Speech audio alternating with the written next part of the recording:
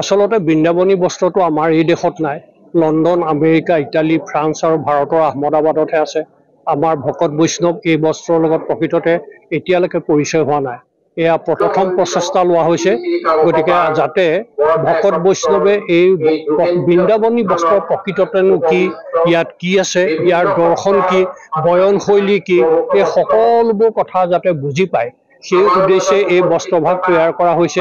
গতিকে আজিৰে পৰাই আমাৰ বিশ্বাস ভকত বৈষ্ণৱে এটা শুদ্ধ বাতাবৰণ এই বস্ত্ৰৰ দ্বাৰা লাভ কৰিব পাৰিব। এই বস্ত্ৰভাগ আমি 5 বছৰ অধ্যয়ন কৰিছিলোঁ। তাৰ পিছত বিভিন্ন পৰীক্ষা নিৰীক্ষা কৰি পাশ্চাত্যৰ বস্ত্ৰবিলাকৰ 20 খণ্ড বস্ত্ৰ সংৰক্ষিত হৈ আছে।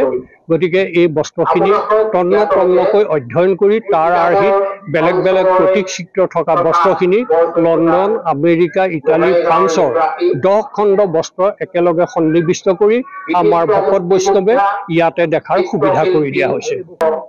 আচলতে এই বস্ত্ৰ 3 এপ্ৰিল গুৱাহাটীৰ ৰূপনগৰত থকা শংকৰদেৱ বিশ্ববিদ্যালয়ত উন্মোচন হ'ল।